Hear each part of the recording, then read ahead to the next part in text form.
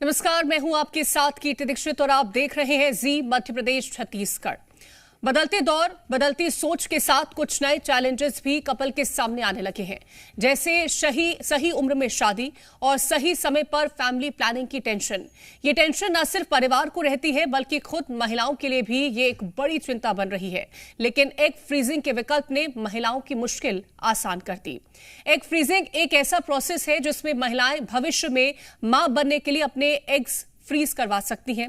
Bollywood actress Priyanka Chopra से लेकर कृति सैनन, मोना सिंह, ऋचा चड्ढा जैसी जानी मानी हस्तियां एग फ्रीजिंग करवा चुकी हैं। और सिर्फ सेलिब्रिटीज ही नहीं, मेट्रो सिटी से लेकर टियर 2, टियर 3 तक एग फ्रीजिंग को लेकर महिलाओं में जागरूकता बढ़ रही है। छोटे शहरों में भी महिलाएं अपने भविष्य को लेकर ज्यादा जागरूक हो रही हैं और इसका अंदाजा आप इससे लगा सकते हैं कि रिपोर्ट्स के अनुसार भारत का फर्टिलिटी मार्केट जो 2025 में लगभग 11,700 करोड़ रुपए का था, वो 2030 तक बढ़कर 28,000 करोड़ रुपए तक पहुंचने का अनुमान है। वहीं 2034 तक ये आंकड़ा 40,700 करोड़ रुपए को पार कर सकता है। ऐसे में एग फ्रीजिंग के बारे में जानना जरूरी है कि आखिर एग फ्रीजिंग है क्या ये एक सच में फ्यूचर के लिए फर्टिलिटी को सुरक्षित रखने का तरीका है, और क्या हर महिला को इसके बारे में सोचना चाहिए, किस उम्र में ये कराना सही है। साथ ही ये भी जानेंगे कि एग फ्रीजिंग की पूरी जर्नी होती कैसी है और क्या हर महिला के लिए ये विकल्प सही है, इसमें कितनी उम्मीद रखनी चाहिए और कितनी सावधानी। हार्मोनल इंजेक्शंस और एग रिट्रीवल में क्या होता है, कितने एग फ्रीज करने की सलाह दी जाती है, और सबसे जरूरी, क्या एग फ्रीज कराने का मतलब यह है कि भविष्य में प्रेगनेंसी निश्चित हो गई है। साथ ही इससे जुड़े खर्च, संभावित रिस्क और उन महिलाओं के लिए क्या विकल्प है जो अब एग फ्रीजिंग को लेकर कंफ्यूजन में है। इन सवालों पर हम खुलकर बात करेंगे, क्योंकि फर्टिलिटी से जुड़े फैसले अक्सर सिर्फ मेडिकल नहीं होते हैं, इसमें इमोशंस, टाइमिंग और पर्सनल चॉइस भी शामिल होती है।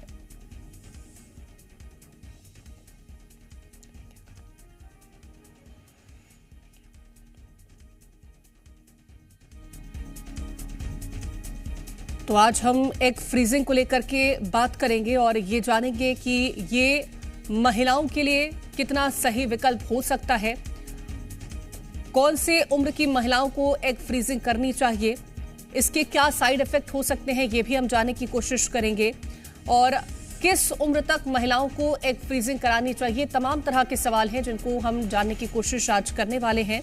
इसके फायदे क्या हो सकते हैं, जो कामकाजी महिला हैं उनको इस पर कितना ज्यादा विचार करना चाहिए।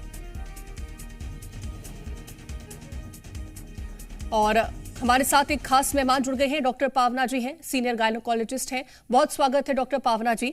डॉक्टर पावना जी, सबसे पहला सवाल मेरा आपसे यही रहेगा कि आखिरकार एग फ्रीजिंग होता क्या है और इसका प्रोसेस क्या रहता है। Okay, egg freezing, we are talking about the eggs that is coming from the ovary.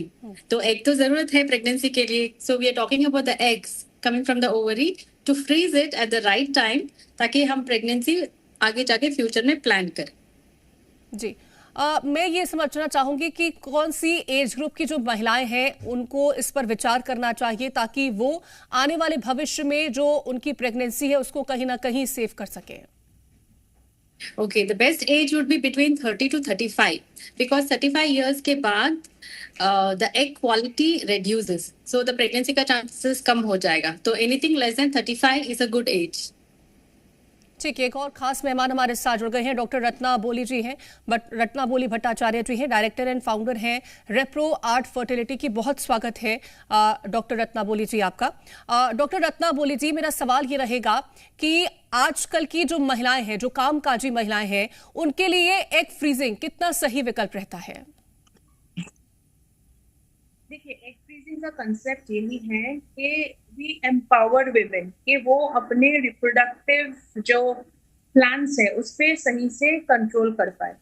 क्या है, फॉर एवरी लेडी उनका पर्सनल एंड प्रोफेशनल जो पीक होता है ना, वो कोइंसाइड करता है, रिप्रोडक्टिव पीक एंड प्रोफेशनल। तो ऐसे ही जो महिलाएं हैं जो अपने करियर के ऊपर अभी कंसंट्रेट करना चाहते हैं, उनके अभी बच्चे का कोई प्लान नहीं है, उनके लिए यही सही है कि वो अपने एग्स अभी फ्रीज कर ले जबकि उनका नंबर अच्छा है, जबकि उनका क्वालिटी अच्छा है। बाद में 30, 35, 40 उनको जब भी प्रेगनेंसी प्लान करना है, they can use those eggs. So it basically gives the lady more freedom to plan a baby. हो सकता है? हेलो जी जी, doctor Ratna Boli ji. Yes please हाँ ये कितना फायदेमंद साबित हो सकता है?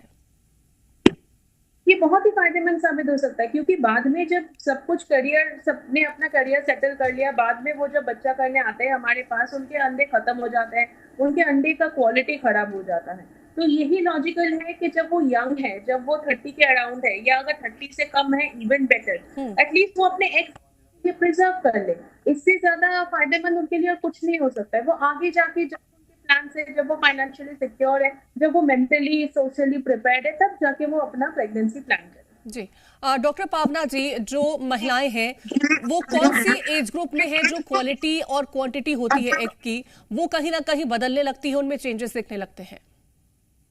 देखो, earlier the better is to, I mean, it is better to freeze the egg as early as before 35 years, because 35 years के बाद तो egg quality compromise हो जाता है. So anything between 30 to 35 is good age.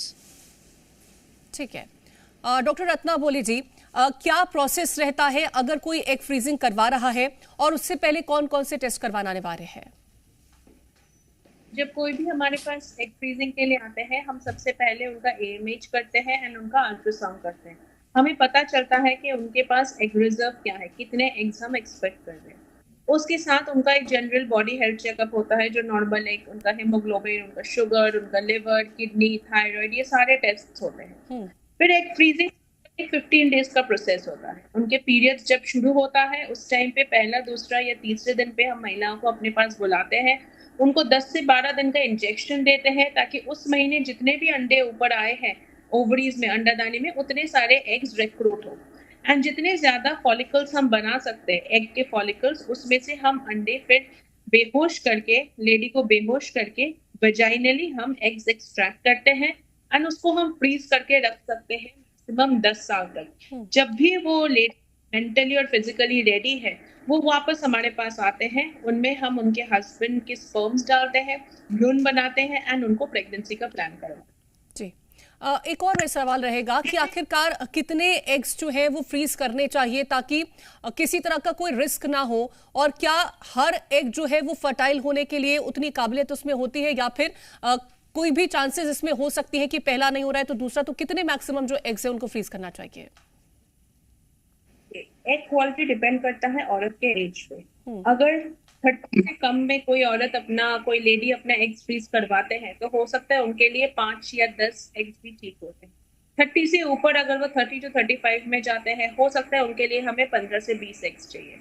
Above 35 हमें उससे भी ज्यादा एग्स चाहिए, बट प्रैक्टिकली ये पॉसिबल नहीं होता, क्योंकि एज के साथ साथ एग का नंबर डिक्रीज होता है। जनरली हमें इतना पड़ेगा कि अगर हमें 10 एग्स हम रिट्रीव करते हैं, तो उसको फर्टाइल करके उसको बाद में एम्ब्रियोज कन्वर्शन 50% होता है। तो अगर मेरे पास 10 एग्स है, तो हमें ये सोचना कि हाँ, हम बाद में अराउंड 5 एम्ब्रियोज या 5 बच्चे बना सकते हैं। उसमें भी सारे अच्छे होंगे, सारे A ग्रेड के होंगे, जरूरी नहीं है। तो जितने ज्यादा है उतना हम कोशिश करते हैं, मिनिमम हम 5 to 10 सजेस्ट करते हैं। अगर किसी के एक साइकिल में 5 निकलते हैं, 6 निकलते हैं, तो we usually tell them to go for another cycle. जी, ठीक है, डॉक्टर पावना जी, क्या एग फ्रीजिंग इस बात की गारंटी होती है कि वो फर्टाइल होंगे, या फिर आप आगे जाकर के मां बन सकती हैं? It doesn't definitely guarantee 100%, but it's a option. तो ये लेडी के लिए ऑप्शन तो है ही कि एग्स है तो आगे जाके प्रेगनेंसी होने का पॉसिबिलिटी है, बट इट डजंट गारंटी 100%। ठीक है, क्या अगर आपने एग फ्रीज करवा दिए हैं और एक एज के बाद आप चाहती हैं मां बनना, तो क्या उसमें भी किसी तरह का रिस्क हो सकता है कि आपकी बॉडी उसको ना सपोर्ट कर रही हो? क्या ऐसा भी कुछ होता है? Yes yes, definitely with age. देखो, यूट्रस का एज भी हो रहा है, राइट? सो बिफोर एग बनने के बाद ऑफ कोर्स एम्ब्रियो बनाते हैं, and before we transfer the embryo we will make sure कि her uterus is fine. If the uterus is not, यानी वो एनवायरनमेंट अंदर नहीं बन रहा है, तो she will not be able to conceive. ठीक है, डॉक्टर रत्ना बोली जी, अगर किसी महिला को अभी जब एक मेन एज होती है कि वो प्रेग्नेंट हो सकती है, उस वक्त में अगर बच्चा नहीं चाहिए, एग फ्रीजिंग के अलावा उसके पास और क्या विकल्प होते हैं? देखिए, एग फ्रीजिंग के अलावा हम कुछ भी ऐसा नहीं कर सकते हैं कि उनका वो जो age related, time related, quality में और क्वांटिटी में डिक्लाइन ना हो। It is a natural process. वो आप है, मैं है, हम कोई भी इस नेचुरल प्रोसेस, ये एजिंग प्रोसेस से बच नहीं सकते। सिर्फ यही ऑप्शन है कि अगर हमें एग फ्रीजिंग नहीं कराना है किसी कारण से, तो हम एटलीस्ट अपना लाइफस्टाइल मेंटेन करें, एक हेल्दी डाइट ले, रेगुलर एक्सरसाइज करें, अपने आप को एक्टिव रहे एंड टाइम टू टाइम अपना एज करवाते रहे। एजिंग को आज तक ओवरी की एजिंग हो या शरीर की एजिंग हो, कोई नहीं रोक सकता। जी डॉक्टर रत्ना बोली जी, क्या जो बच्चे एक नॉर्मल प्रोसेस जो होता है उसके जरिए जो पैदा होते हैं और क्या एग फ्रीजिंग के जरिए जो बच्चे पैदा होते हैं, दोनों में कोई सिमिलैरिटी ऐसा हो सकता है कि कोई किसी तरह के कोई जो है डिफरेंस हो उसमें, या फिर उनकी हेल्थ को लेकर के क्या किसी तरह के कोई चेंजेस देखने को मिलते हैं? बिल्कुल भी नहीं, ये बहुत सारे मिथ्स हैं। सिर्फ ये है कि अभी प्रेगनेंसी नहीं चाहिए तो हमने आपके शरीर से वो अंडे निकाल के अपने पास फ्रीज कर लिया लेबोरेटरी में, बाद में बच्चा वहीं पे आपके बच्चेदानी में ना बन के हमारे लैब में बन रहा है। बट एक बार प्रेगनेंसी हो गया, it is as good as a normal natural pregnancy.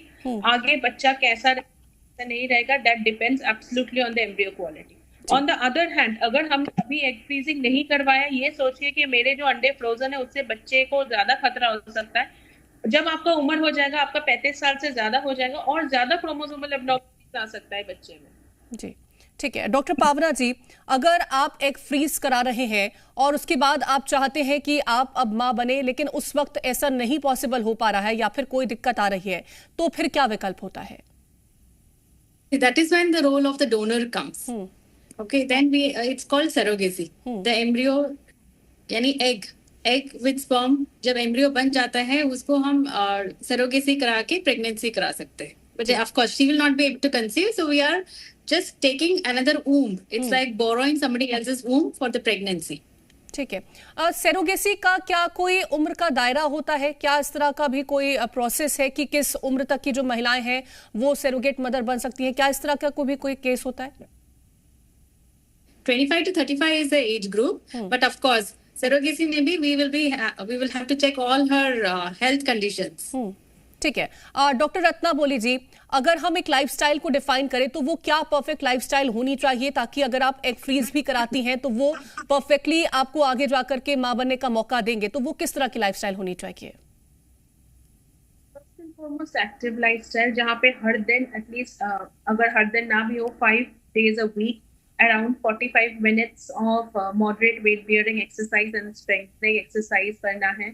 उसके साथ daily around 6 to 8 hours of uninterrupted sleep at night, 3 to 4 liters of water, lots of green vegetables with seeds and berries, जो fertility improve करता है, seeds, berries and dry fruits.